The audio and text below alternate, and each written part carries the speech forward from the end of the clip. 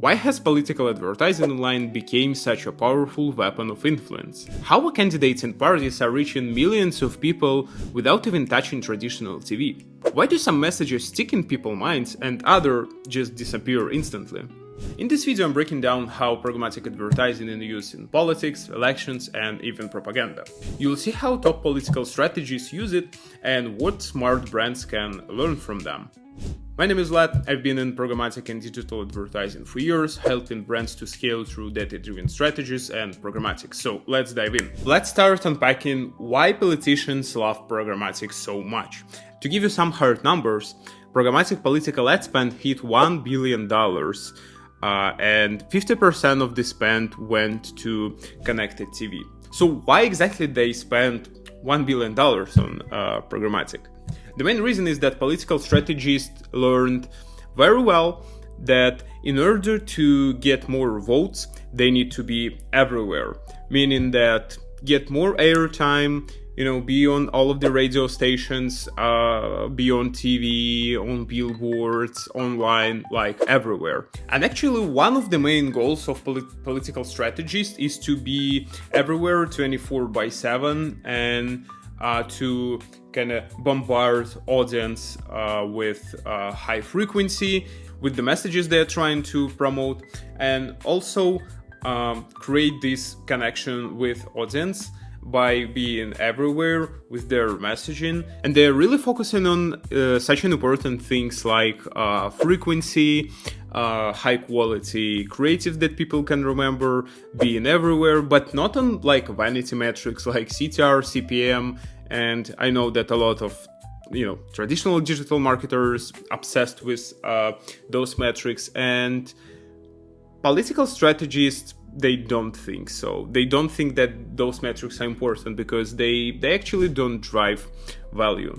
Programmatic is a new airtime, and political advertisers know it very well, because I think it's very obvious fact that you can't be on every channel, on every radio station, newspaper 24/7. But this is exactly what programmatic allows you to do. It gives you possibility to run your campaigns and buy ads on almost all of the possible channels, streaming services, and video platforms. So it's actually amplifies your strategy, or it amplifies strategy of those political candidates who have some airtime, but it's very limited. You can be on every channel, as I said, but you can actually buy it. you can buy it, and the more money you have, the more additional airtime you can buy. And actually it's much more precise because you can tailor it to specific audience, to specific day and time, specific geo, and actually save money and invest them better, trying to kind of reach really audience that you want. And step by step, programmatic is gonna take over the leadership in overall global ad spend. And now programmatic takes almost the half of overall TV spend, meaning that budgets from TV are moving to programmatic because it's just so much easier to kind of buy those ads via DSPs than sign a contracts, go to TV station and trying to negotiate it. It's gonna be much more expensive. So programmatic is much easier way to buy all of these ads on TV, on audio, even digital billboards and standard billboards. And I know that still a lot of politicians and just regular for-profit advertisers still use billboards, and that's great. I mean, I'm not saying billboards are bad, but there is a better, more efficient way to run advertising on billboards. You can buy those billboards online. You can target specific locations. You can update your message in real time. So it's so much easier compared to standard process where, again, you negotiating contract with some provider. It's not automated. It's manual, and you should deal with all of those things. So there is a better and easier way to do it, and it's programmatic. So let's talk about how exactly advertising creates and builds this recognition. So why it might seem that political candidate is familiar to us, and so we can trust them more. The reason is pretty simple.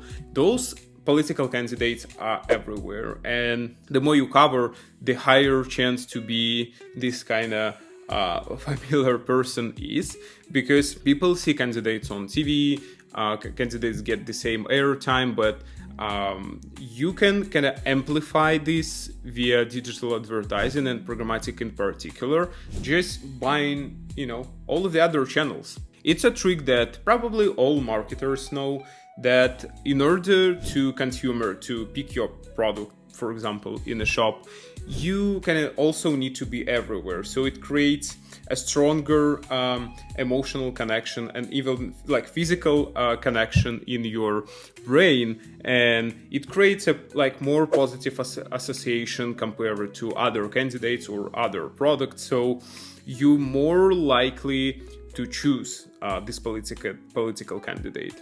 And this actually works for all of the traditional brands. You just need to be everywhere. You need to outperform. You need to do it better than your competitors, because if your competitors will be doing it, they will be pushing more top of the funnel kind of brand awareness campaigns. They're gonna win just because they will populate their funnel better, and they will be those top of mind for people, for example, in the shop, during this consideration stage when they're choosing products. So your goal as a brand is to be in this kind of consideration set. So if we are speaking about political campaigns again, you need to be this politician who is everywhere, so you can create those emotional connections with your audience and just be top of mind for them. One more example that I want to explain for you is propaganda, because propaganda is built on the same principles, and I think marketers should use it because propaganda is not selling products.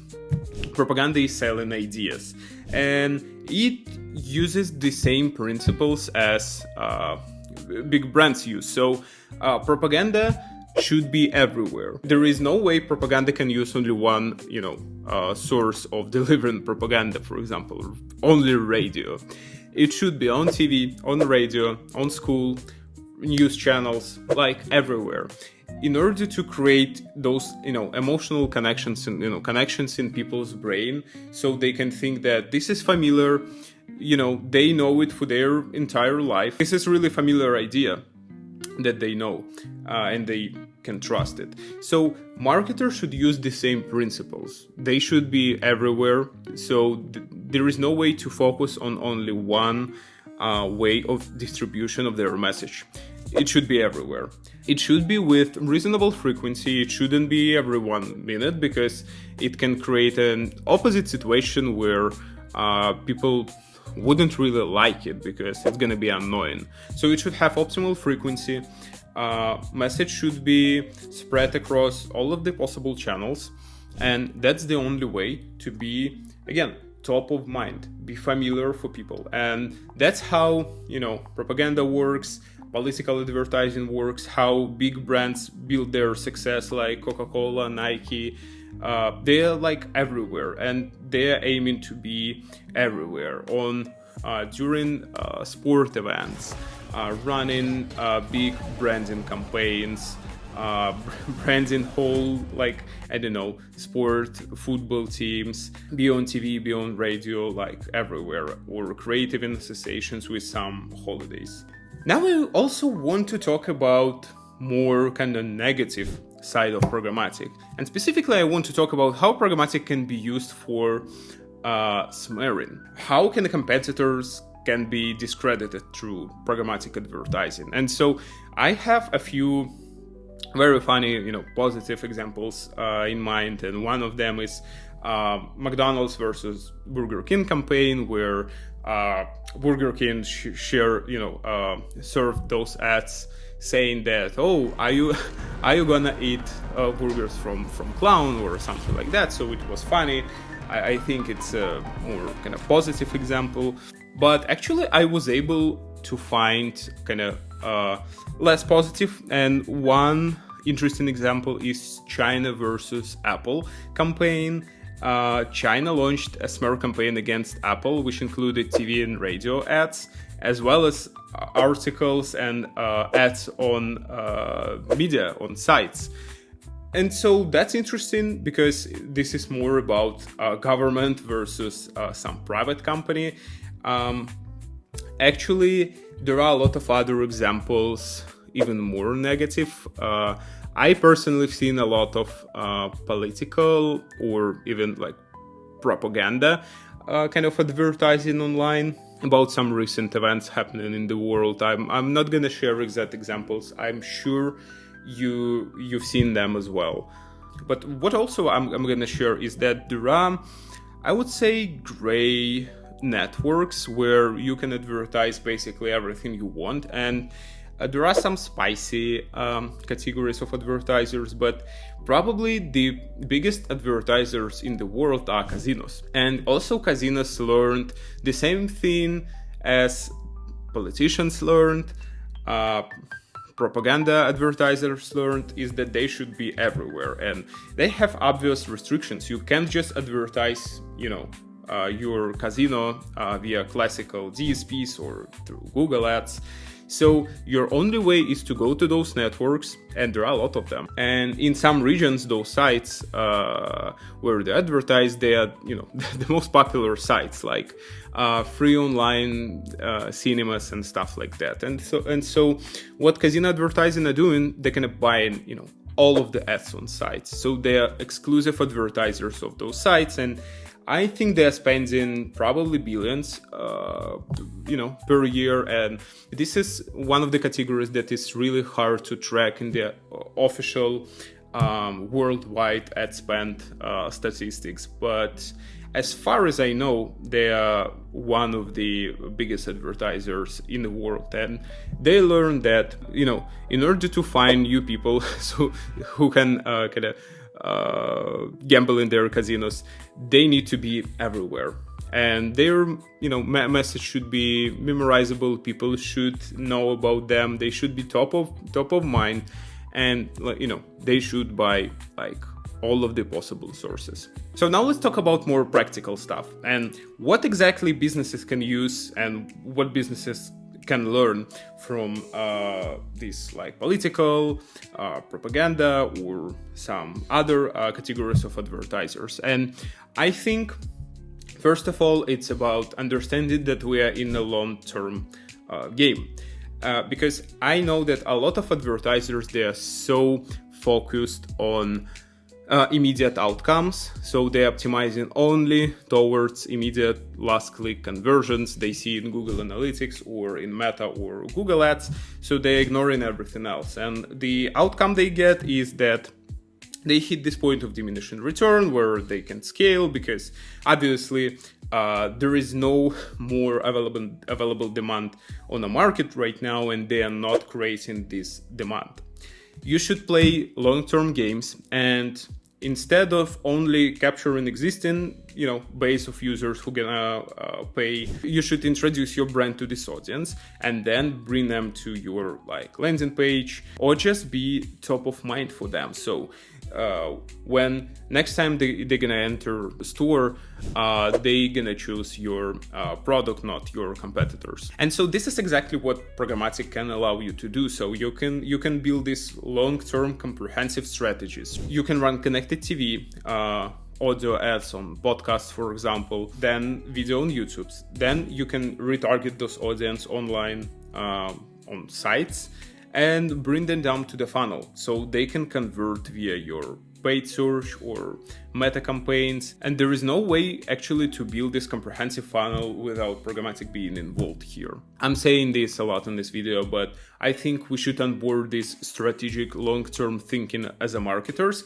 instead of just focusing on vanity metrics like CPR, and kind of focus more on trying to build this funnel, trying to think more about exact messages, how to attract those new people, how to work them across different funnel stages, how to think, measure ideal frequency, not to waste your money, but not to focus on just platform data, because this not gonna end up well. It works only when you are small, then you are scaling, and you use existing demand and platform performance algorithm to kind of capture it and introduce to your brand, but you're not actually introducing your brand to cold audience, and that's exactly the reason why it's limiting most brands' growth.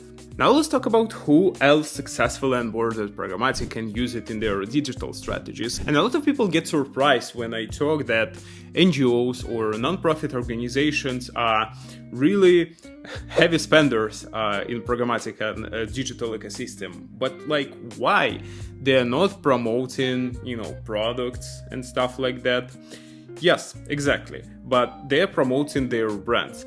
Their main goal is to find people who gonna contribute to their missions and find donors. So their goal is the same as for-profit advertisers, and their goal is to be top of mind for people, so people can make donations to them and they can focus on their mission. I had experience working with the biggest non-profit organizations in the world, and what I learned over the years working with them is that there is no way they can use only this performance advertising, because non-profit is such a sensitive category, and people should really have emotional connection, because it's not a product. Like, when you are donating to organization, you are not getting anything back physically. You are not when you are buying something in the store, you are buying, water, Coca-Cola, whatever, and you are getting this product, you drink it or eat something or kind of use some device, whatever. But when you are donating to non-profit, you can not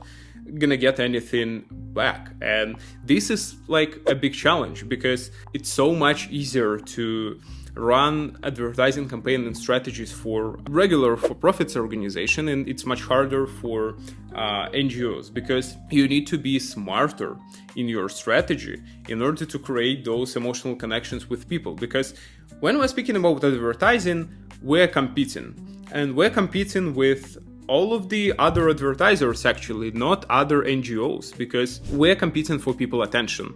Because this person can spend $50 on, drink coffee in Starbucks, or buy new sneakers, etc. So basically we're competing with everybody else, and that's why our kind of delivery method, our message should be better, should be more memorizable, create a better connection, and we should use smarter strategies and technologies to get the same results. So that's why I think on one hand it's very hard, and on the other hand it's really exciting, because it's really exciting and interesting experience, and it's a big challenge. Now I want to talk about why exactly it works. And first of all, I want to talk about what does psychology say about repetition in advertising. So psychology shows that repeated exposure to a stimulus increases familiarity and positive feelings toward it, a phenomenon known as the mere exposure effect. Repetition makes information easier to recall and processes it more fluently, which translates to higher brand recognition and preference. How does cognitive bias influence ad perception? Cognitive bias, such as confirmation bias, which is favoring information that confirms existing beliefs, and the availability heuristic, relying on information that comes easily to mind, affect how ads are perceived. These biases make frequent ads more persuasive and memorable, even they don't always communicate objective facts. I think this is important to think about it for us as marketers, because this is exactly what we can use in our strategies. This actually confirms that these tools like Programmatic works effectively, and we should go beyond traditional platform-only data and to use more advanced brand lift, conversion lift studies, different geo-audience holdout test, MMM, MTA models, because there is no one silver bullet. And people think that silver bullet is platform data. I don't think so. I think this is a good signal for some small tactical optimizations, but not for strategical budget allocations. it can be used for overall crafting strategy and narratives about your advertising. So I think the best next step would be to onboard this, think more strategically, and use the best practices that already exist in this world, and some, political advertisers or all of the other category of different advertisers use every day to kind of gain market share. And there are a lot of successful examples of that. If you want your message to really stick with the people's mind, don't convince it, just repeat it. Programmatic isn't really about selling, it's about occupying people's mind. And the one who get this win in politics, in propaganda, and in a business.